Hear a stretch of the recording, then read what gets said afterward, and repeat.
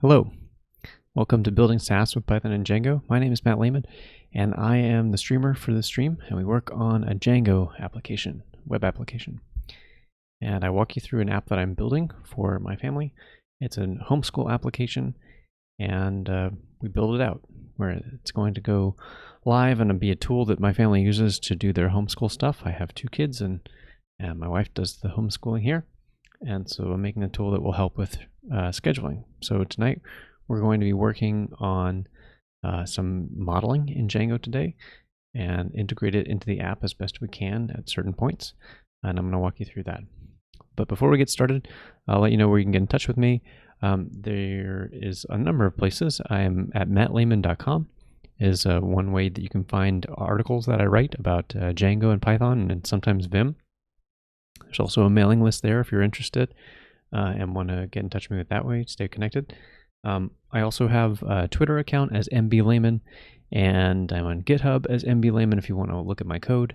And I'm also on Patreon as MBLehman. So if you're finding this content useful and you want to throw a few dollars my way, that would be super awesome, and I'd be very grateful. I do want to thank my patrons that I do have currently of Rob and Rupert, and Abdulaziz, Patrick, Mark, and Eric. I appreciate you all pitching in and helping me out and support me on all the things that I try and do for the community.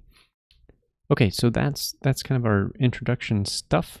One more thing, there is a Discord link below, and if you have any questions that you want to ask that are related to Django and web development and that kind of stuff, you're welcome to go to that Discord, join in, and ask your questions, and I do my best to check in on that and answer as I can. So you can ask me anything about Python, Django, or web development. I'll do my best to answer on those topics. I just ask that people keep the chat civil. That's usually the case most of the time. All right, let's talk about what we're going to be doing today. You can see I'm working on the last issue that's associated with this round of user feedback that I got from my customer, who happens to be my spouse. And one of the things that she needs the application to do, which again is a homeschool application, is to track breaks. The app is all about doing schedules, planning when my children will be doing different activities for different courses, and part of a natural school year is to have breaks, whether that's vacation or holidays, or I guess those can be in the same bucket, but any kind of break that she might want to put in there needs to be able to be tracked, because the schedule works by filling in all the activities. And if you're deliberately taking a break and can't specify that in the application, then it would just shift everything so that the dates would be all wrong on when the activities are supposed to happen. So we need to add in the concept of a break into the application as a model, as something that she can add for every school year. And it will help her plan out the schedule of activities for the year. And then we need to incorporate that break day into the logic for when schedules get displayed. So a break day is naturally going to have a date associated with it. I'm still debating whether it should be a range of dates or if there should just be multiple instances if we're trying to represent a range, but we'll work through that. And then that would slot in on the different days of the week where it might come into play.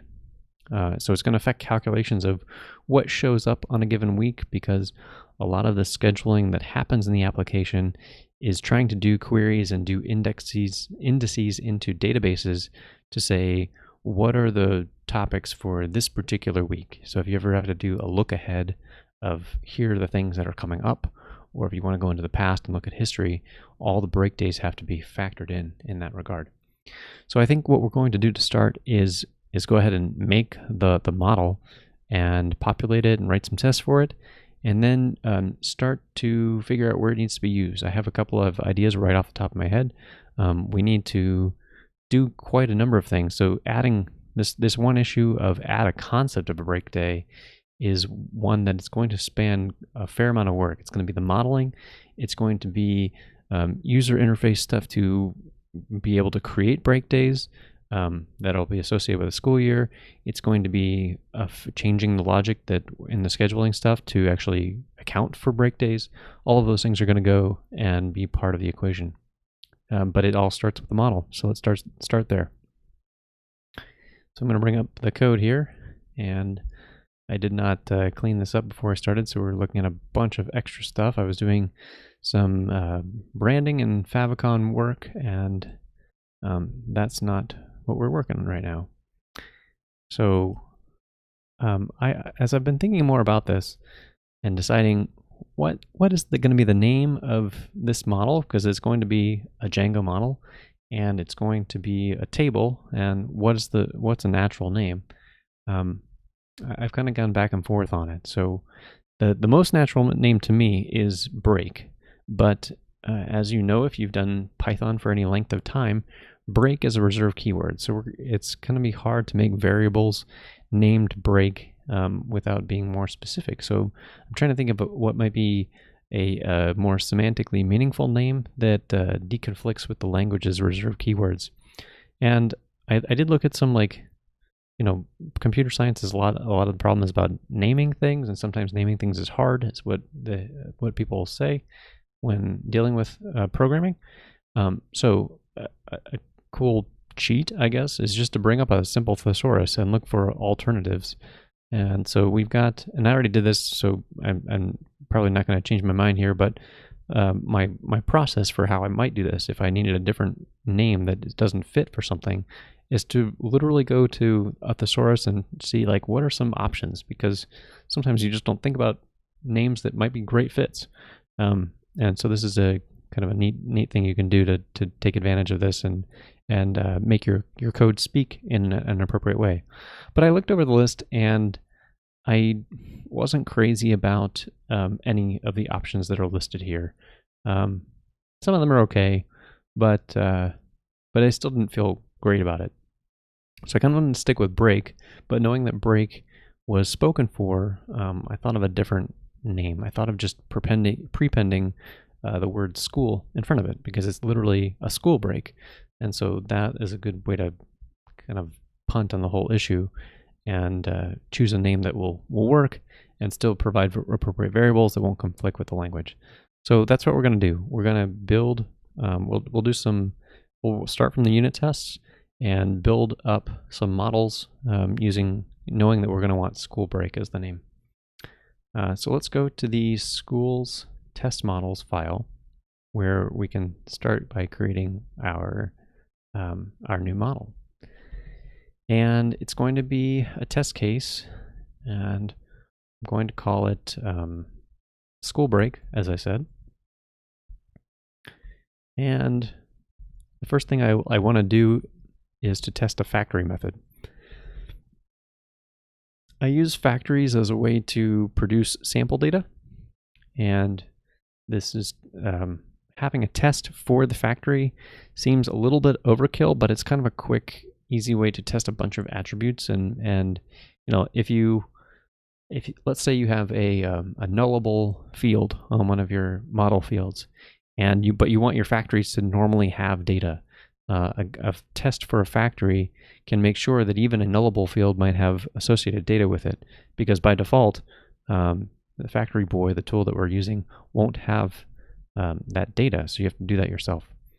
So I'm going to create a variable that I'm going to call school break, and it'll be the school break factory, and none of this, that class doesn't exist yet, so we'll start from there.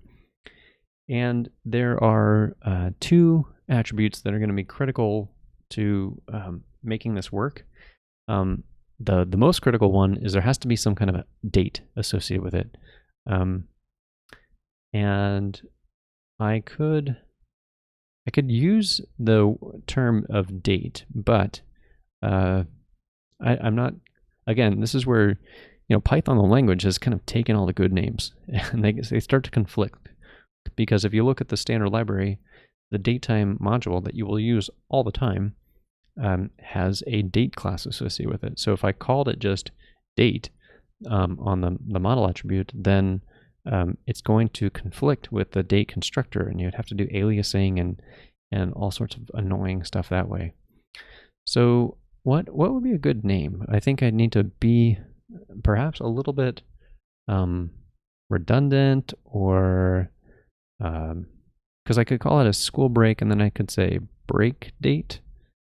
That could be one name. That doesn't feel that great. So let me stew on that for a minute. But what we are going to test for is that it's not none. That's what we want our factory to be. It needs to be an actual date instance, so that needs to be there. The other thing that my spouse said was important is to be able to optionally specify, like, what is this break? Is it a Christmas holiday? Is it just a break for some kids are sick or something like, I don't know, something like that. So we optionally need to be able to include a description about the break that will be there. So I'm going to, again, make my factory class provide more data than necessary. So I'm going to say I'm going to create a variable called description, and I'm going to make sure that it's not equal to an empty string. And I'm realizing now that I did not add asserts in front of these. Otherwise, it's not going to really be a test, is it? Okay, so we've got our factory, and we've got a couple of variables that are there that I'm still not crazy about. This name of school break.break date, that seems like totally repetitive. So what are alternative names we could use?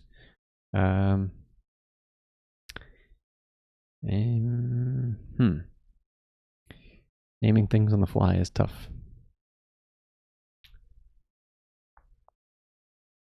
Well, I'll let my brain ruminate on that for a minute while I make a factory class.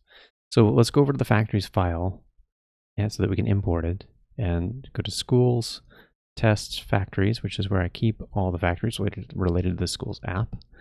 And we're going to come down to the bottom of this thing, and I'm going to copy the grade level factory just because that's a nice starting point. And the thing that we want to change, I'm going to substitute grade level and call it school break. Okay, so now we have a school break factory, which will make this import happy once I import it. And so we'll come up here and we'll say school break factory right there. And actually, I think now that I'm looking at this, it's probably going to sort alphabetically this way. So that should fix that. And I missed, this is a method, not just a function. So we need to put in the self attribute on the test. So if we run this right now, I expect that this will fail. I expect it will fail because even though we created a factory, there is no model yet. And that's what it's going to complain about. It's going to say, like, I can't find the school break model, which makes perfect sense because we haven't made it. So let's go to the models file, and we're going to create our new model. So it's going to be a school break, which will inherit from models.model. Now let's give it a documentation string. A break day in the schedule. Ooh, I'm liking, so just by the fact of writing that doc string helps me out, because I said I didn't like the name of break date. And what if I just change it to day? A date is a day, but this kind of reads nicely, school break day. So I'm going to use that, I think, as the name that I'm going to put in the model. So sometimes just letting things go as you write stuff out will help make things clearer. And just this much, even though we haven't put any fields on the model yet, will be enough to get the test to at least blow up on the first assertion, because now we have a model. So if we run the test, it is going to say, whoops, what did I do? It says schools does not have a school break model. Did I type something wrong? Oh, I haven't saved that file. All right, we save the file. There, that's what I really expected. So we need 2 attributes on this model. The first attribute I'm going to call it day, like I said, and that's going to be a date field. And that's it. I'm not leaving it nullable, so it'll be something required to be in there. So the factory is going to probably fail. Yep. So the factory is saying, you have an integrity error. And the reason there's an integrity error is because it is expecting a day to be there, or a date value that can't be null. And so the factory is not given enough information in order to create an instance. So what I want to do is create an attribute on the factory that says day, and it's going to be factory lazy function, I think. Lazy function of, is that right? Let's try this. Time zone, local date. I think that's what we want.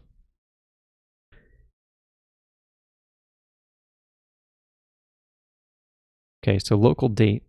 And the reason why I'm using local date is because it gives you a date instance that factors in time zones, and it gives you aware stuff. And I think that's the right function that we can use. I can also use date.today, which would probably be perfectly adequate, but I'm going to try this. So let's rerun the test and see what happens. No, maybe it's not a good fit. UTC offset is unknown. Okay. Let's switch this to, have I imported datetime? So let's say, and is there already an example of today? Nope, there's not. So if we look at some of these other datetime examples, those are, I guess, are just importing time delta. It's not what we want. So I'm going to say that the lazy attribute is datetime.date.today. And you give it the function. Whoops. No wonder that didn't work. It's supposed to be a lazy function, I believe. And if I'm wrong, we can go check the documentation on Factory Boy, but I think that should be right. Okay, good. So now, and we could just say, if we wanted to see that the day in fact did get an actual date time or a date value, I'm just changing the assertion for just a minute to check that it's none and saying, nope, you actually got August the 6th.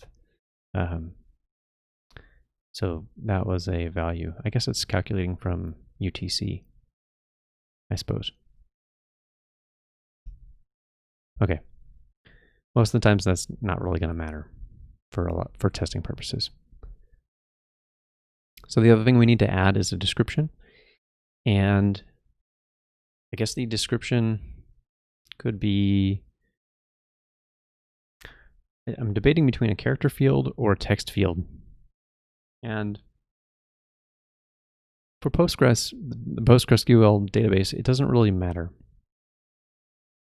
I think internally, character fields and text fields are represented in the same way at the data level. To my knowledge, though, the character field, at least in Django, will give you some extra validation of a maximum length. And I don't know that we need to enforce a maximum length. At the same time, though, I'm trying to think ahead of how are we going to display break days. And on the views that I'm thinking of, there's a daily view and there's a weekly view. Are they going to actually show the description? Because if I make it a text field and somebody puts in, the complete works of Shakespeare or something like that, then it's really going to break the view.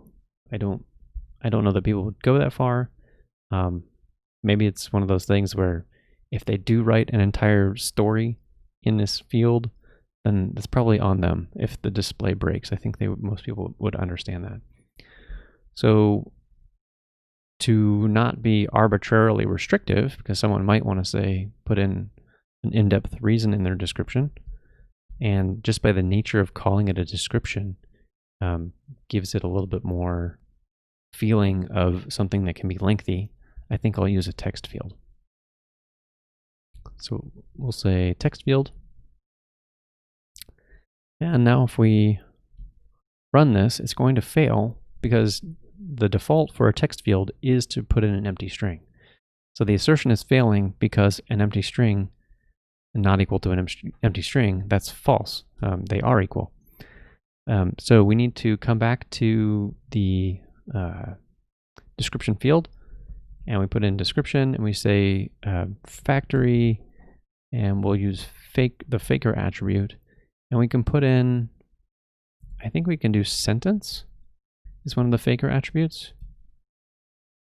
Yeah. So the faker module is a separate package that Factory Boy includes, and it gives you a way to generate dummy data. And so the sentence, like we could say, let's just make it equal. Again, we're going to negate the assertion so that we can see what it is. So it makes garbage sentences, but that's okay. That's the point, is like we've got some data in there, and that gives us a school break day or a school break that represents something close to how it might be used in reality. All right. So I think we have enough in our model and in our testing to move forward and to start incorporating this in different places. So what is the first step? The first step, if I'm thinking about Crud, the acronym Crud, which I've covered a bunch of times, but if you are not familiar with it, Crud is an acronym that means create, read, update, and delete. Those four verbs kind of describe a lot of actions that you can see on websites. So if I use that as a guidepost of saying, okay, in order to even like make use of this, I probably should start at the beginning. So we probably need to make an ability to create a break day for a school year.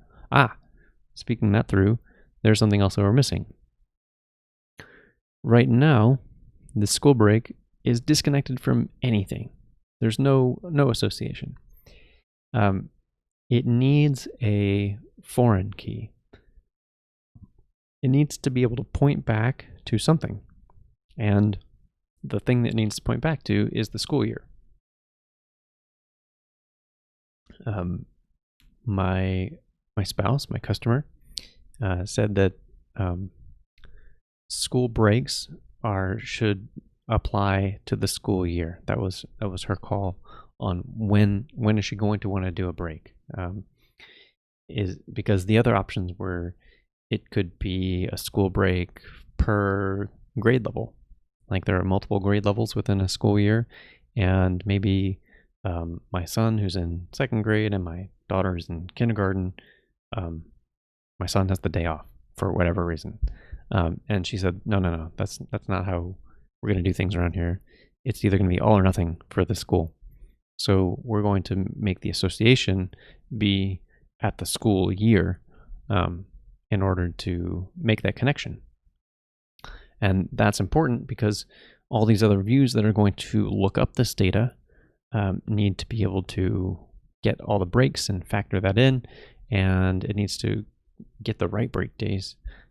Because if a user is able to just create these and it has no connection to a school year, then if you were doing this for 12 years, then all of your break days for all of the school years would be factored in, and that doesn't make any sense. Even still, like there's nothing about this model that even connects it to a user. So it'd be everybody's break days for right now, which certainly doesn't make sense. So let's add one more thing on here, and it's actually pretty much this guy right here. So we want a foreign key, and I'm kind of doing this backwards now by putting here. Let's do this. Let's comment that out for a second. So we want to assert that the school break has a school year.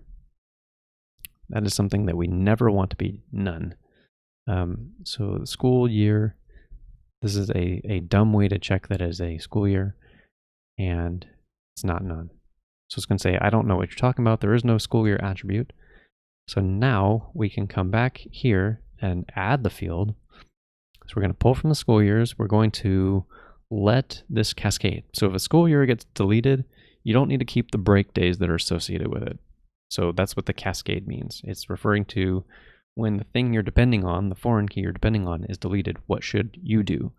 And that's important and required because since this field is not going to be nullable, it has to do something about this, or else it's going to throw an integrity error in the database because it can't take the right action. And then we're going to give this a different related name. It's not going to be grade levels. We'll call it break days. So you'll be able to say school year.breakdays.all to get all the related break days for the school year, which we'll probably do. We'll use select related to get that stuff.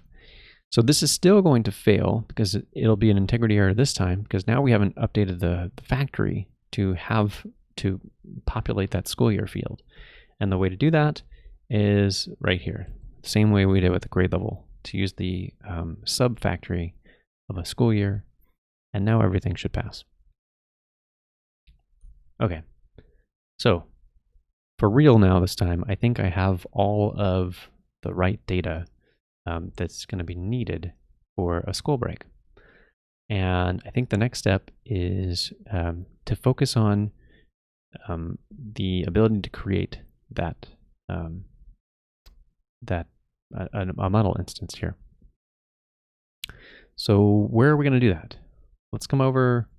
Let's come over to the app. I'm starting it up again from fresh, and we'll bring up the stuff over here, and we're going to say 5,000, and it's testing at somewhere.com is the test account that I was using, and some junk password. So that should get us in. And so I've also, when I wasn't working on the stream last week, I did a little bit of like branding effort. So I made an icon. I made this little yellow apple. It's going to be the function as the icon. And we talked through some names, and for now we're going with school desk as the name of the application. That's not what we're here to talk about today though, but just in case you're like, hey, wait a minute, it used to say something else if you've been watching in the past. So here we've got our school year. This is, I think, where we're going to need to display our break days. Ultimately, maybe there's a calendar, but the simplest version could probably just be, here's a list of all the break days that are coming up, or break ranges. And we need an ability to create one from here. So we've got add grade level, we've got edit school year. I think I want to say add break day as another add button here. And that'll give us a place to go off and create new break days. As I'm thinking more and more on this, I think we're going to need another field. Because if we have a description in that field, let's just talk this through. At some point, somebody is going to want to update that description. Maybe they didn't need a description initially, and they're like, oh, actually, it's really important that I comment on what this is. So we're going to need the ability to update. It's one of the operations that we probably won't get to today, but they're going to need to be able to update that break day. They may even want to move the date around, although that could be potentially tricky. But at the very minimum, they need to be able to update the description. Because they need to be able to update something, we need to be able to ultimately give them a URL. And because of that, I am choosing to use UUIDs for all of the edit kind of pages. Like if I click edit school year right now, you'll see it says schools, school years, and then a long UUID identifier. Okay, so that I'm doing that because I don't want anybody's data to be discoverable practically. Like, in theory, somebody could, given enough computers, like if you're a state government, a government, you could crack this. Sure, you could figure out ways to get it. But for all practical purposes, for the average human being on the planet, it would be impossible to determine what these UUIDs are. So that means that we need one more piece of data on the application, because, and I want to put it in now because I want to try and reduce the number of migrations that I'm going to need. And so we're going to find a place that has, well, let's go back to the models file. Oops. And do another split this way. And we're going to take a UUID field, just like on the grade level, and we're going to throw it on the bottom here. And this time, I'm going to do the same thing. I'm going to say UUID is not none. And this time it should just pass. And the reason it passes is because we pass it a default parameter. So the default parameter says, okay, you're creating this thing, create it with a UUID. And I think, I could be wrong about this, but I think DB index, no, that's not true. I was about to say I thought that DB index implies true, but implies unique, but I don't think that's the case. Okay, but ideally, when UUID runs, it will only ever make a new identifier. Every time you call UUID, it should give you something new. That is, and the way universally unique identifiers are generated, they factor in a bunch of stuff, and they should pretty much always be unique. That is a wholly different thing. So let's say we're in Python and we import UUID. Nope, import UUID, and then we do UUID 4, which is what I'm calling there as the default function. And you can call this as many times as you want. Each one of these is going to be unique. And there's so much variation in this stuff, although computers aren't perfect, so they're not perfectly random, that the probability that anybody will get this exact sequence on the planet is extremely, extremely low. And when you throw in the fact that it's UUIDs that are unique in my application specifically, that probability essentially goes to 0. So I'm not worried about uniqueness constraints. Maybe I should be. Maybe I'm being naive about something. But that's why I'm doing this here. So we've got UUIDs on this school break now, and we're ready to add a place to create breaks. And so we're going to go, where are we going to go next? Let's update the template to have a button, and it's not going to have a link anywhere yet, but we will chip away at this piece by piece. So let's close this. Let's update the school year. Where's that going to be? School year detail? School year detail has a couple of buttons here. It's got some text, and it's saying it does some conditional logic on when to show the grade level button. And I think,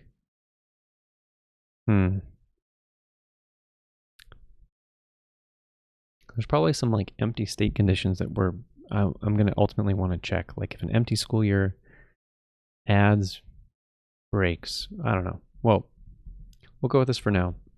I'm going to pull this out and take this very button, and then I'm going to say, well, for now, we'll leave the URL the same. We'll say add break day. Let's go back to the school year page and see what that looks like. And I think ultimately I'm going to have to find some kind of better scheme for doing buttons. You can see this is working okay. It may work okay for a long time, but if I have more concepts that I ultimately add to the school year in the future, and this thing starts to grow too far, it's going to really beg for some different kind of user interface. So far, I'm using 3 buttons, and it feels okay, but it doesn't feel awesome. If I was to click on this, it would take us to the same page as the add grade level, so we're not going to click on it right now, but this is the button that I want to have. So what do we need next? We need an actual place to go to. And I think what we're going to do, this is going to be part of the school's application. And so there is already a grade level create, which is the same pattern that I'm going to follow for creating a break day. So I'm going to steal this same path, and it's going to be the same kind of thing. So it's the UUID is going to be for the school year because we're going to embed that in the form, and so that's important to be in there. And then we're going to say that instead of grade levels, we'll call it break days, and we'll rename this thing to break day create. All right, this doesn't fail yet because it's pointing to a valid view that uses the same URL path, so all that's going to still work. So let's come up here and we're going to change this thing from school's grade level create to break day create. Now if we come back to the UI and refresh, I don't know if you can see that URL very well, but it says school years, some long UUID, and then break days. And if we click it, it's going to take us to the grade level page because it's rendering the grade level view. So this is the wrong user interface, but it's very similar to the right user interface. So now we're in a position where we can add some test code to test the actual view, start testing that it has the stuff that we actually care about for this particular view of things, and go from there.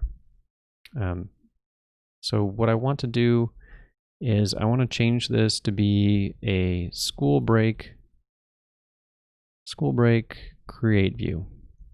And Vim is going to complain and say, I don't know what you're talking about because that view doesn't exist yet. So we'll then close this template. We're done with that for a moment. And we can go up a directory and go into the views area and go find the grade level create view, which is going to be this guy right here. And I'm just going to steal all of this. And you know what, let's put it before the reports views. So putting this together, we need the, call this the school break create view. That's the name that was used in the URLs file. And I'm going to leave it like that. Again, kind of just reusing the bits of this, knowing that it's wrong, but it gives us a good starting point because a lot of it is right. And we just need to potentially change forms. So I've changed very little. And in fact, if I refresh this page, it's still the grade level stuff because I'm still loading the grade level template. I'm still loading the grade level form. I'm still putting the same context data in there and all of that. So now let's go to the schools test views file and find the grade level create view test case because I'm going to want to, it's going to be so similar to this new view that we're creating that I'm going to copy it. In fact, I'm going to copy all of its tests because I think they're all accurate for what we need. So we'll put it right here, right below, and we'll say the school break create view. So test school break create view. And we'll change any instance of grade level to school break. Oops. Okay.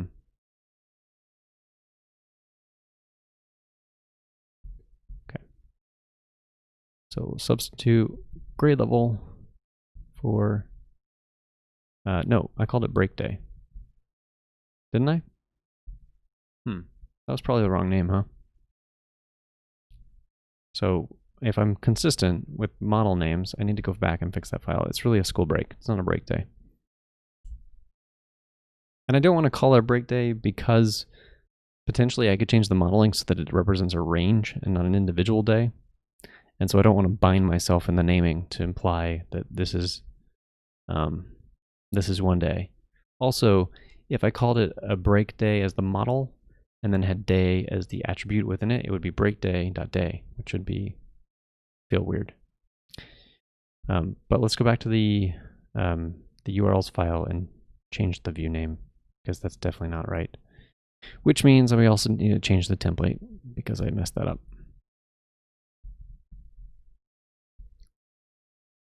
So we have school break, and we'll just call this breaks. Again, trying to avoid that having days in there is good news. Go back to the template over here and change it to school break create is really the name we want. Okay, let's test it out. Kick the tires a little bit. Now the URL is for breaks instead of break days, which is a better name. And we're just in the right direction. Okay. So we can return to the test case and start to test it out. This test is going to pass. The reason it passes is because the view that we added has the login required mixin. That's what this test is checking. Do you have the mixin to make sure that it's okay? The other thing we're going to do is this test should also pass. It's checking that you can do a 200 request and you get an okay response. And all of the preconditions are correct. It's got a user, it's got a school year, and it's passing in that school year UUID, and that school year is going to be in the context, which is important because we're going to want to display the school year as well. So that test passes. So here's the test that won't pass, or it will pass for the moment because we haven't changed it, but it's not correct, at least in the way it's formed. So the school year ID is still going to be correct, and we're going to want to pass in a description, and we'll say, I don't know, what should we say? Let's say Christmas. Everybody likes Christmas. Well, a lot of people like Christmas, not everybody. Christmas, and what was the other attribute that we had on there? Oh, it needs a date. What's the date format that it expects? I think it's well, it's really day, right? And I think there's a variety of formats that it will expect or will accept before it fails. And so we'll just use today's date and we'll do it in this format of 2020 and 8/5. So it's when I'm recording this. So those are the 3 critical attributes, and the UUID is the 4th one, and that will be generated. And we're going to post that data to the endpoint. And on the other side, it's not a grade level we're after. It is a school break. And we want to check that the description is Christmas. And we want it to do a redirect. That would be the appropriate reaction. And we want it to go back to the school detail page. That's also correct. So we need to import that model. So we need the school break model, which is going to be right here. Okay. And all of that stuff is correct. So we should check the date. What's an easy way to check the date? Well, I can make assert school break day is equal to date time. Date has a constructor that will take the year and the month and the day. So that's actually a pretty good test, because it will check and see if we're getting the actual thing that we want out the other side. So all of this is kind of enforcing the contract that we expect the form, the HTML form that's going to submit, to do. And then this last check here is saying you can't view somebody else's school. And the reason that that's true is because nothing was passed to the school year factory. So that's a safeguard for, you don't want to be able to just add break days to somebody else's school. That's not cool. And that's already handled. It's handled by this part right here on the context, where it's checking, is the person's school, do they own the school year that's associated with their account? That's what this filter is doing. So this test, unless we were to foolishly change this context, which we don't need to do, this test should pass. Okay, so, and the location part of this post test should also pass, because we're not going to change the success URL of the form. The other bit that we need to check on is I'm not sure if we need form keyword arguments yet. I need to check on that. So we need to look at the grade level form, see why it has that. I can't remember if there's some reason that it's doing. It may be checking. Well, let's just go look at it. So why are you doing this? Oh, it's doing it for validation purposes. Yeah, so we need the same validation, which means that we'll need a custom form here. It's going to have, frankly, a lot of the similar stuff. I wonder if there's a way we can factor that out, because that's going to be true for multiple places. It might not be worth factoring out. It might just be easier to just like copy it. Okay, let's do that. Let's change this to be, let's just wholesale copy it. We'll paste it in here. We'll make it the school break form. And it's going to be based on the school break model, which we need to import. It goes here in the middle. And the fields that we care about this time are going to be the school year itself, the description, and the day. And we're going to want the same init function so that it gets the user. So that's still the case.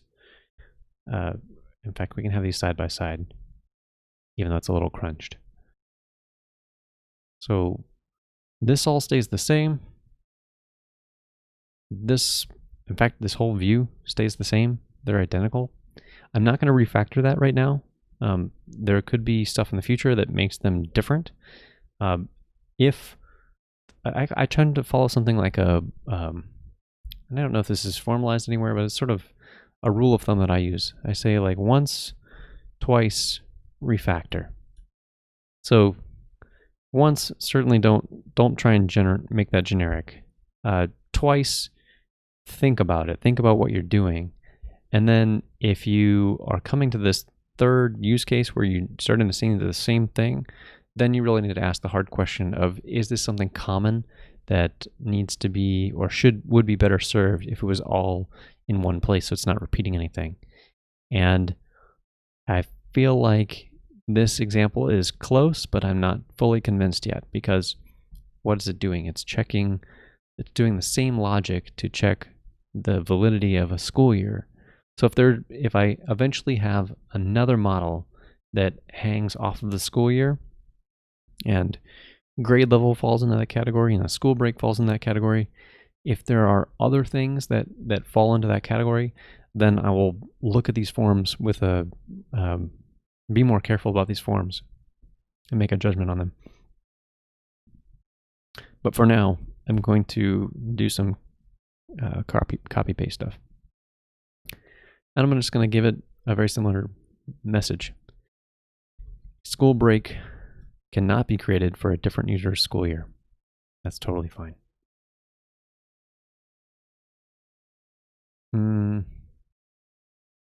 Let's see. Do I have tests for the... I might have tests. Nope, I don't. I was wondering if I had specific tests for that code. Where do I test this? That's a good question then. Something needs to check that validation. All right, we'll get there in a little while then, I guess. And it might just be code that I leave commented out for now. Let's return to this.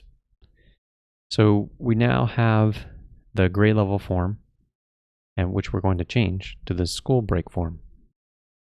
We need to import that if it's going to work. Let's come up to the top. Let's go over to the forms area and say school break form.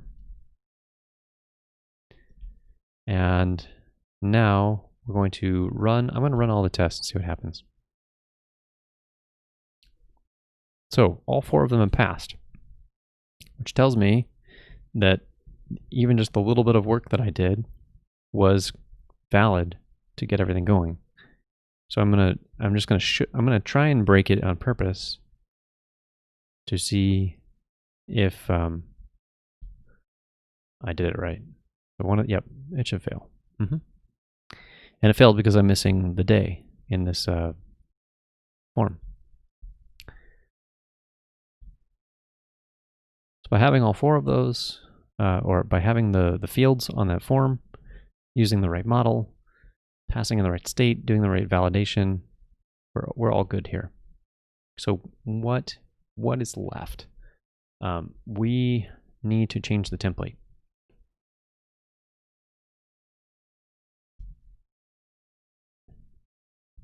So that's one thing. Before I do that, I want to check if I have all of the coverage. I think I don't. I think I'm gonna be short because some of this is like checking. Oh, hold on.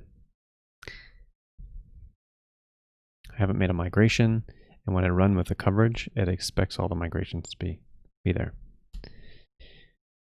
So that migration will make those errors go away.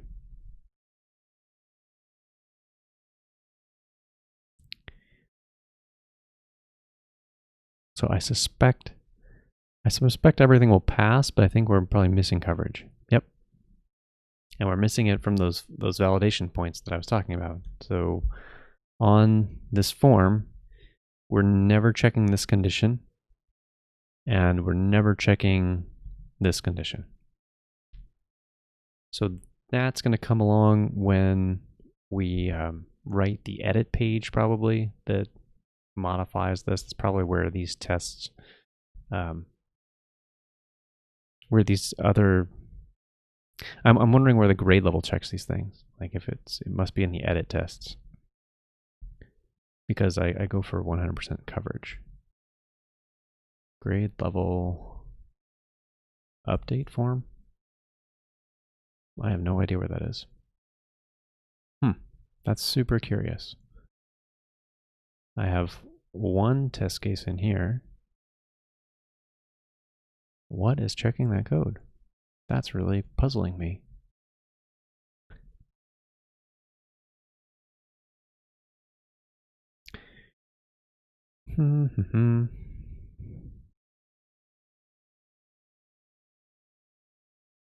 Because here's the create, but there's no tests around validation there.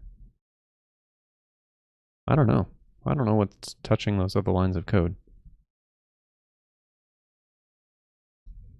There's something somewhere that is executing that line of code. And if it's not a view test, I would expect it to be a form test. But when I go to the form, there's only a form for the school year. So I am completely puzzled by that. Is there a grade level form tested somewhere else that I'm...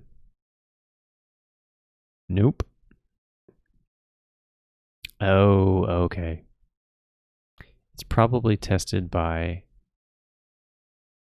a core view. All right. This is making sense at least. I've got some other views that use the same form, and they must be the ones that are doing the checking of those extra conditions. I'm not going to inspect that right now. I just was like really puzzled why coverage was not reporting differently. All right. Let's set that aside though. Y'all don't really care about that aspect right now. So we want to change this to a school break form. That's going to be the name of the template that we care about. So let's do that, and then come back to the views and school break. So this is going to fail for most of those tests. And it failed, well, I guess just one of them, the one that does a get. And it's saying, I can't find the template, so I don't know what you're talking about. The get request has to do a rendering of the template, and there's no template. So we can, what can we do? I think, let me stare at this for a minute. I think this view is done, and the rest of it is template work, but I just want to check on it. Let's go over it line by line. So we've got the view. It's got a login required mixin. It's a create view. That's what we want. It uses the right form. It uses a template that we're about to create. It sets the school year in the context, which is good, and redirects us to the place we want to go, and passes in the user into the form keyword arguments so that the excuse me.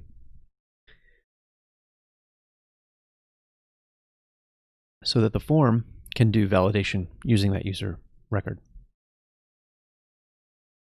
Okay. I wanted to do that because I wanted to make sure before I left it that I'd be happy with it. So we're going to now go to the templates grade level form. And this is a good form to copy from because it's very similar to what we actually want in the ultimate output. So I'm going to take this, I'm going to go up a directory, and I'm going to say school break form HTML, paste everything in. And the tests are going to pass when I do this because, well, they just will, because there's now a template there. So it goes to show you there's an important lesson here. Tests can lie.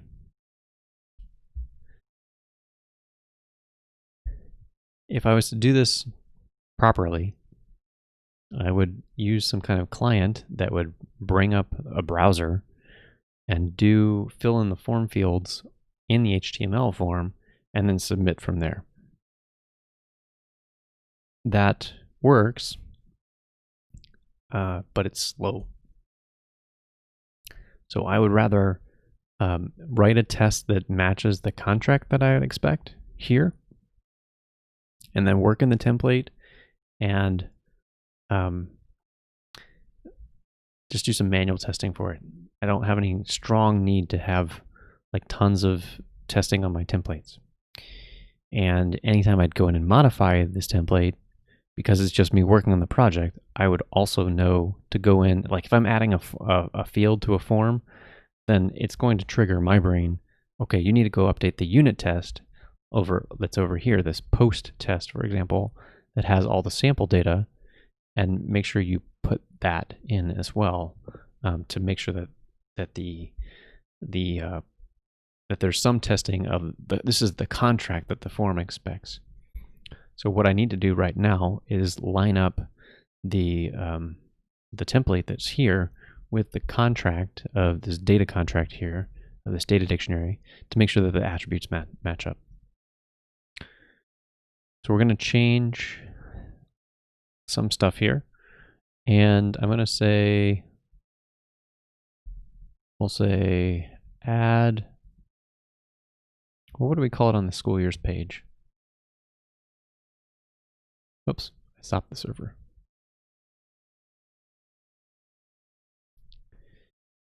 I called it add a break day. So I'm going to use the same title. Is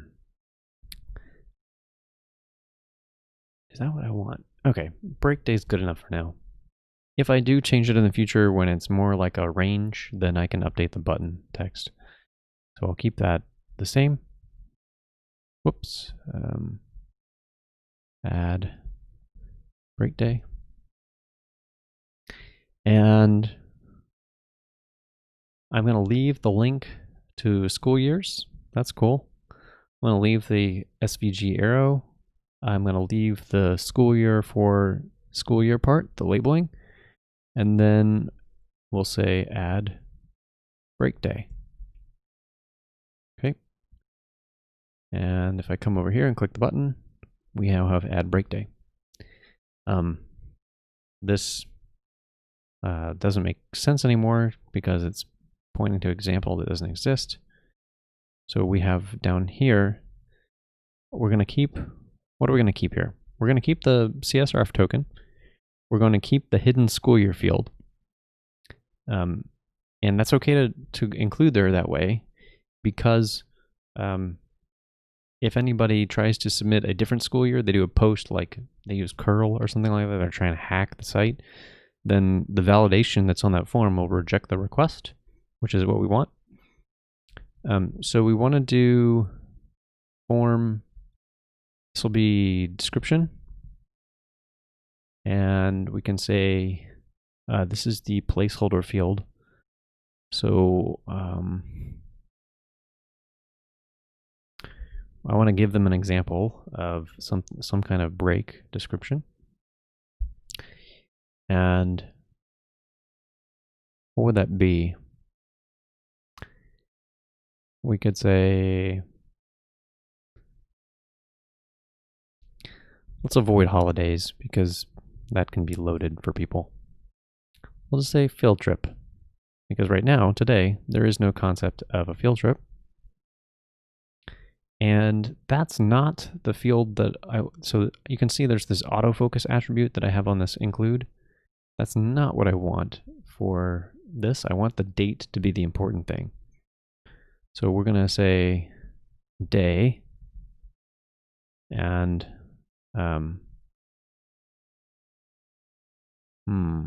what do I do in the school year? There's a place where I have date fields that I give a placeholder for.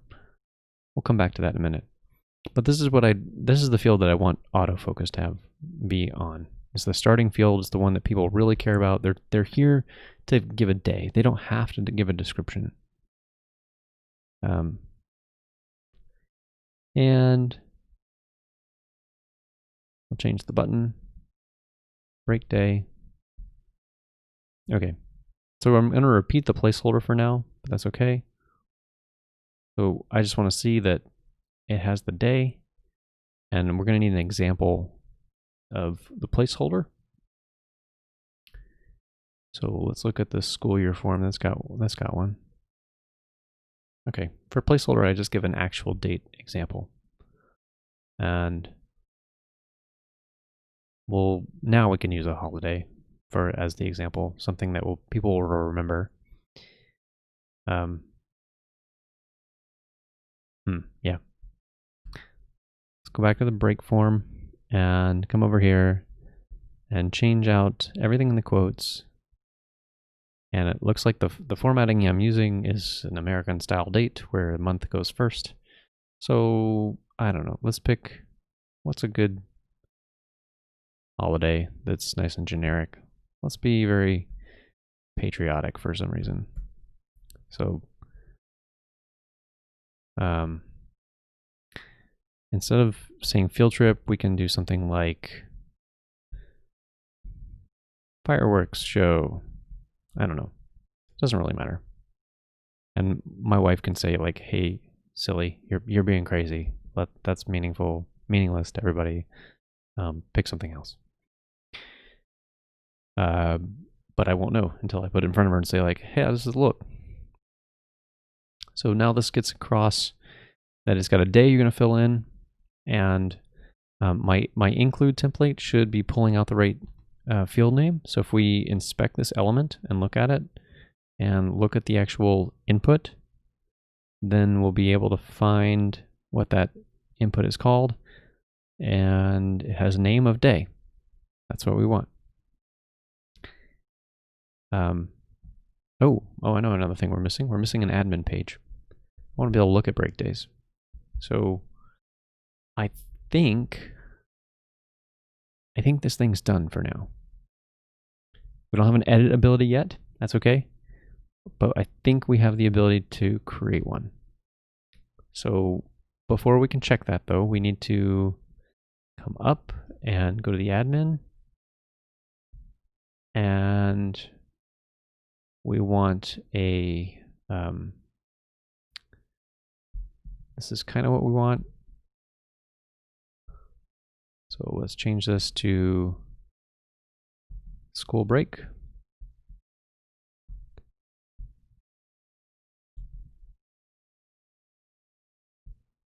School break. And we're not doing ordering on this particular one because the order will be the dates. It'll be just implied. We don't need to have special ordering consideration there. And I want to put the day as something that displays in the list display. Description is not important for the list display.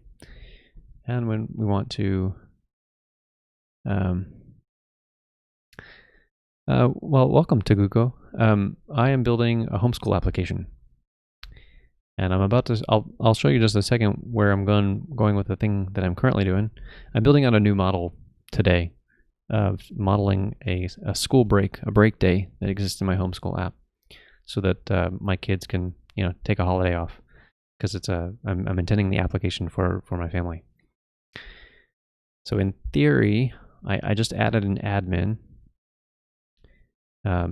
page for school breaks. And here it is showing up in the list. Ooh, I didn't migrate. So this isn't going to work. Thank you. Appreciate that. If you have any questions for me, that's what I'm here for. I'm partly to make progress on this app, but also to answer questions about Django and stuff. So let's migrate with the new migration that we made to add the school break table to the database. This is the local database that I've got here. And then we'll rerun the application and bring up the admin page. So we just added this table, so there's no breaks in here. And now we can come back to this form that we just created, and we'll put in a break day. I'm going to say 12/25/2020, and I'll say Christmas. And hopefully this will redirect us back to the school year page, and we can check the admin, because there's nothing to see yet. We're, in terms of doing the create, read, update, delete cycle, we have not done anything except the create part, but we have an admin page, and I can now refresh this, and you can see it's showing the school year. This isn't going to be very useful long term, like if I ultimately have multiple users. A lot of people will have the school year, so I'll probably need to put some attribute for who's the admin, who's the user account that goes with the school year, if I ever had to check on something. But for today, this is totally adequate. And if we inspect one, we can see it's got a day, it has the description field, it has the school year it's associated with it, and it's got the UUID that was created automatically when the record was created. The other thing I'm noticing here is we have school break object up there, and that's kind of lame. So let's do a string method on it to make it a little nicer. So let's go back to our test models and come to the bottom. And I want to test the stir method. And I want to take a school break, and I want the stir method to be, what do I want it to be?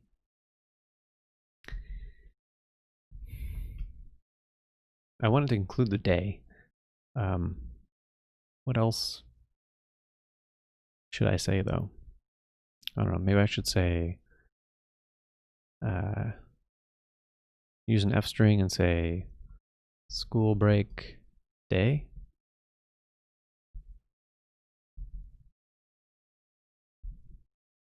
Like that. If I run right now, what do I get? So I get school break object 1, which is not good. And then this is what I want. The date formatted like this. And that's ultimately what I'm going for. So if we go back to the models file, it's somewhere. Models. There we go. And I'm going to make a stir method, and it's going to be named F school break. I'm gonna wrap it like this, self.day. There we go. And the stir method passes. And now that I've done that, if I come back to this page and I hit refresh, the thing you're going to notice is up here at the top underneath this Django administration thing, it should change from school break 1 to an actual school break with a date associated with it.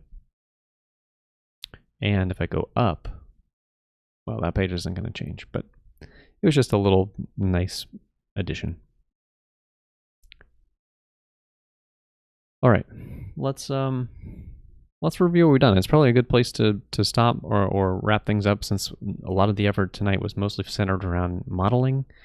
And then we can talk about the next steps that we're going to need to do. So we created a school model, a school break model to represent breaks in the schedule. And then we did all the tests for it and added the factories, added everything that's going to be there. And then we added, we started down the path of what do we need to do to create a Crud interface for that. So we created a create view, and that was, where'd it go? Very similar to the grade level view. It had a bunch of context data that it needed and some success URLs and stuff that would go into a form. And as a byproduct of creating this create view, we also had to make a form class to go with it, because there's some custom validation that's going to be in there. So that gets us the create page. We worked through the template and we checked it out. I tested it. And so we can confirm that it matches up with this post test that I made, which takes the school year description and day. And by doing that user interface test manually and then checking in the admin, I have the confidence that the two match up, which is good enough for me. In more complex environments, if there were a lot of people working on it, I might want a test that actually checks, at a browser level or something more exact, to confirm that the template also matches. But this is adequate for my needs. So we've got tests for the model, we've got tests for this create view, we've got factories, and we're ready to move on to the next pieces. The next piece of this that I want to add that we'll do next time, or I might do offline, is the ability to see break dates listed with a school year.